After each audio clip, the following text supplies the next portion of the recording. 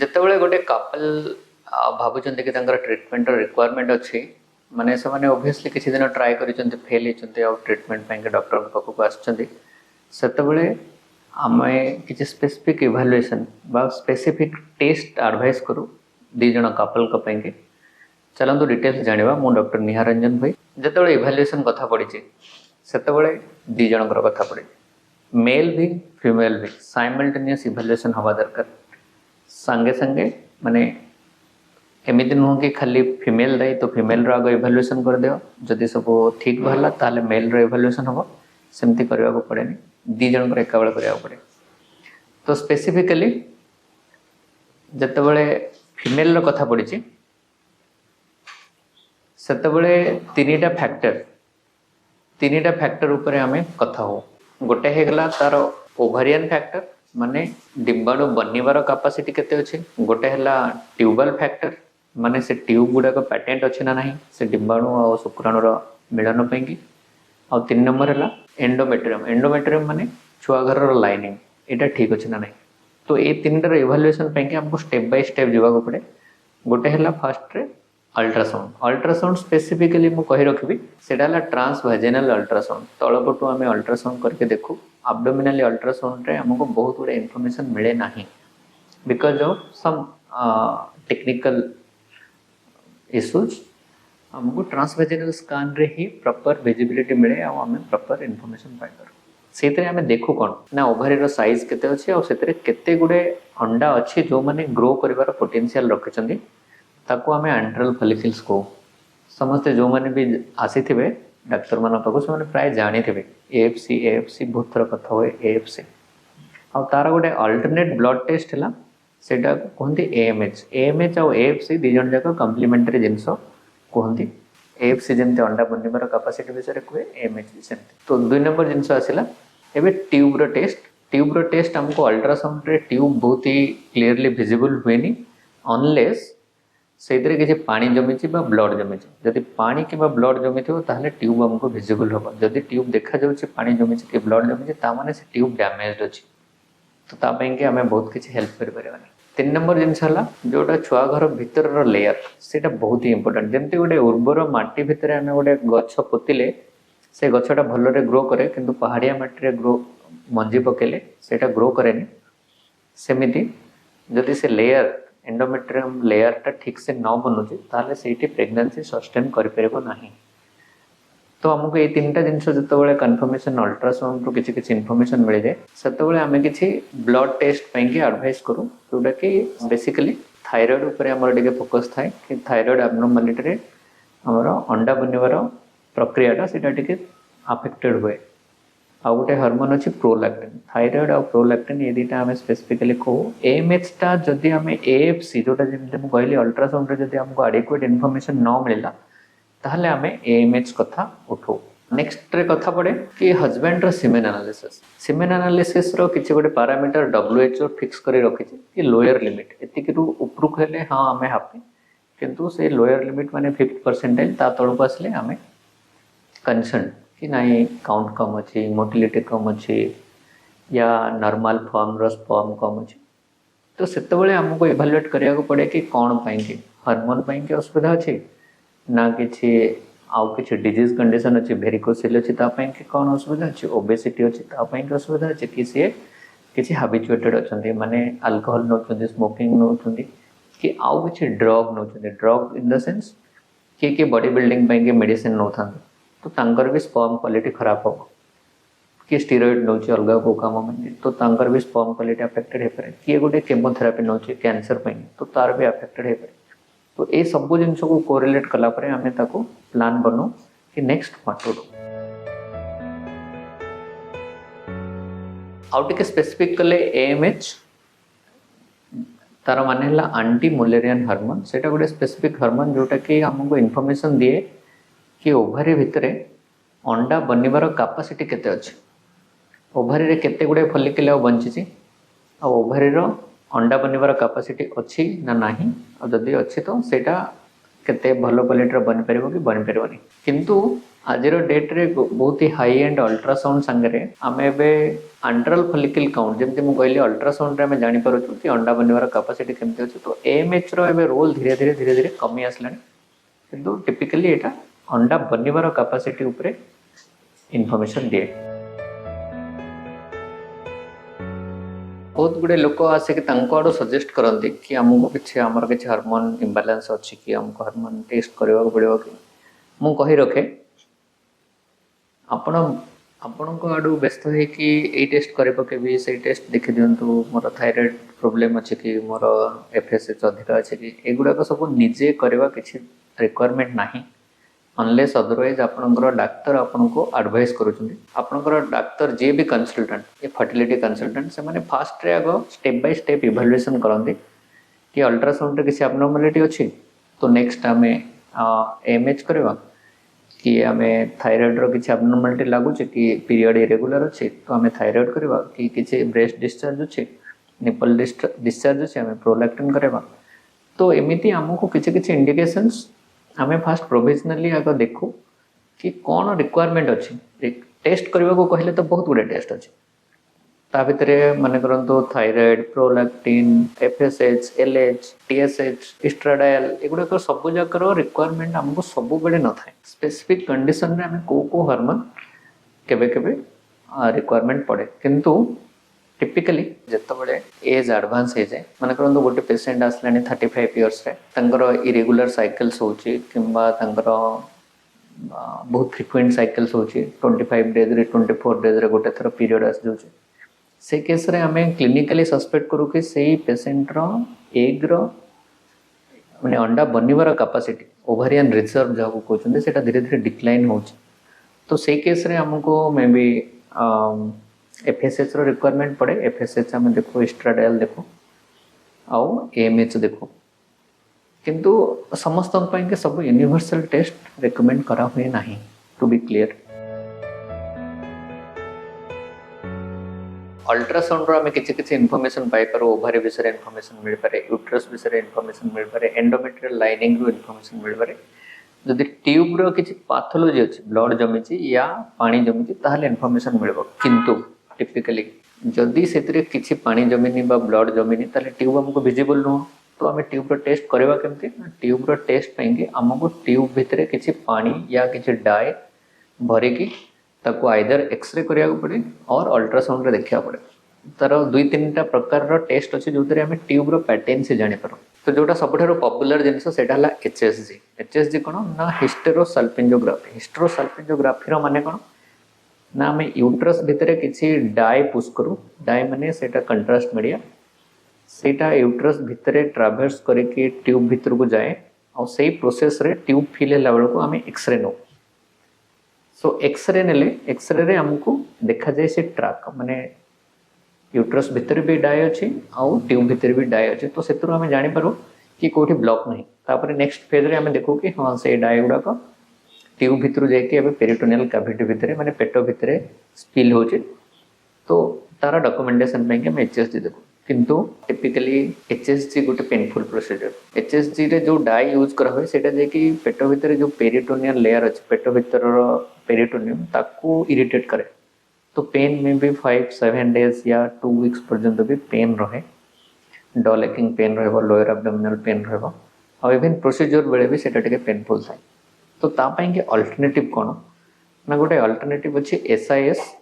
Saline infusion sonography से case रे कौन करा हुए ना आम अल्ट्रासाउंड रे देखू आउ किसी सलाइन पुश करूँ मैंने डाए जोड़ा थिक डाए पुश न करके नॉर्मल सलाइन ही पुश करा हुए और से ट्यूब रो ट्रैक ट्यूब रो पैटेंसीटा को डेमोन्स्ट्रेट करा हुए कि ट्यूब भितर देखिए सलाइन जाऊँगी और सेटा पेट भितर जाके अक्युमुलेट हो तो ये एसआईएस प्रोसेसटा गोटे आउ टिके इजी प्रोसेस जो आम ट्यूब रो डेमोन्स्ट्रेशन कर आउ गोटे प्रोसेस अच्छी जो आम ट्यूब रो डेमोन्स्ट्रेशन कर लाप्रोस्कोपी सेटा आउ टिके इनवासिव प्रोसीजर तो ये प्रोसेसटा बिल्कुल कैमेरा रे रेकर्ड हम ये प्रोसेसटा किंतु अंडर एनास्थेसिया हवा दरकार जनरल एनास्थेसिया और टिके इनवासिव प्रोसीजर आपको गोटे दिन हॉस्पिटलाइजेशन रिक्वायरमेंट पड़ो तो जब ये 3टा जाक प्रोसेस को आम कंपेयर करवा ताहले एसआईएस टा हला सबठुरु इजी शॉर्ट टाइम रे हेजबो लेस पेनफुल हम तो जड़े जदि HSG एडवाइस करूँ आप अल्टरनेटिव वे SIS विषय भी पचारि पारे कि आम SIS कर HSG टेस्ट जमती मुझे बतैली प्रोसेस केमती हुए तो सही कंडीशन रे आम किसी प्रिकसन भी नौ कि आप केतबेले न करवा दरकार सेटा भी जानवा बहुत इंपोर्टेंट मन करंतु इन्फेक्शन अच्छे मन करंतु जेनिटल ट्रैक्ट इन्फेक्शन अच्छे भाइजाइटिस अच्छे सर्विसाइटिस अच्छे आपण HSG करूँ तो कौन करूँ प्राक्टिकली ना से इन्फेक्शन गुड़ा को ट्यूब भितर दे कि पेट भितर को जीवा गोटे रास्ता काढ़ुଛନ୍ତି तो से कंडीशन रे सेटा जोटा को लोअर जेनिटल ट्रैक्ट रे थिबो सेटा अपर जेनिटल ट्रैक्ट को स्प्रेड हो तो जदि आप क्लिनिकली सस्पेक्ट करूँ कि नहीं सेठी इन्फेक्शंस अच्छी ताहले यू शुड अवॉइड आपन को अवॉइड करवा दरकार कि HSG आपन करेंगे कहीं ना आपन से इन्फेक्शन को स्प्रेड कर हेल्प करते सेटा बिल्कुल कंट्राइंडिकेटेड। बहुत गुड़े लोक आसिक पचारते कि सर आम ओवुलेशन किट यूज करूँ से टाइम रे मिलामिशा करूँ फिर भी हमारा प्रेगनेंसी होनी तो जो कपल मैंने पचारते टिके नॉलेजेस थांती से माने ओवुलेशन किट विषय जानी था ओवुलेशन किट विषय मुझे कही रखे सेटा गोटे hormone detecting kit typical LH hormone को डिटेक्ट करे तो सेटा कमर्शियली अवेलेबल जड़े LH किट नहीं ओवुलेशन डे माने डे 10 रु आरंभ कर डे 18 पर्यंत सबुदिन यूरिन चेक कर और जापर कि कौ दिन ओवुलेशन होची टेंटेटिवली यहाँ गोटे वे जोटा अवेलेबल अच्छे मार्केट रे इजिली अवेलेबल किंतु ओवुलेशन ट्रैक करने कहले आपन को क्लिनिक विजिट करने पड़े अल्ट्रासाउंड करने पड़े अल्ट्रासाउंडटा टिपिकली एंड प्रिफरेबली ट्रांसवाजिनल अल्ट्रासाउंड होता दरकार जो आम ट्रैक करूँ कि गोटे फॉलिकल आज 10 mm अच्छे काली 14 mm अच्छे काली 16 mm है तो तापर दिन से 18 mm है आते 19-20 mm आसला से आम एक्सपेक्ट करूँ कि सेटा मैच्योर होगला आपको रप्चर हवापाई कि ट्रिगर इंजेक्शन आम दो कि जस्ट खाली ट्रैक कले भी आम एक्सपेक्ट करूँ कि हाँ नेक्स्ट 24 आवर या नेक्स्ट 36 आवर्स रे से एकटा रप्चर हम तो जितेबाला रप्चर हम ट्रैकिंग रो बेसिक प्रिंसिपल है कि जितेबाला एकटा रप्चर हवा को जाऊँगी से आमको स्पर्म रो अवेलेबिलिटी दरकार जेनिटल ट्रैक्ट रे तो सही टाइम रे मिलामिशा करने कि या फिजिकली रिलेशन रखापी आम एडवाइस करूँ कि आप 2 दिन आगु कि 3 दिन पर्यंत मिलामिशा करूँ ताहले आपको बेसी सक्सेस मिल ये जिनसा कौन पाई इम्पोर्टाट है कहीं ओसाइट लाइफ स्पान है जमा 24 आवर्स गोटे अंडा बाहर पेट भितर जमा 24 आवर्स से लाइव रहे जदि 24 आवर्स विंडो को आम मिस करदे से टाइम रे स्पर्म अवेलेबल नहीं तामाने से साइकिल रे प्रेगनेंसी हम नहीं तो आम पाखे गोल्डन 24 आवर्स थाए गोटे मसरे 24 आवर्स जमा स्कोप अच्छे जो प्रेगनेंसी रही पार तो ट्रैक करवा फॉलिकल ट्रैक करवाटा बहुत इंपोर्टेंट है।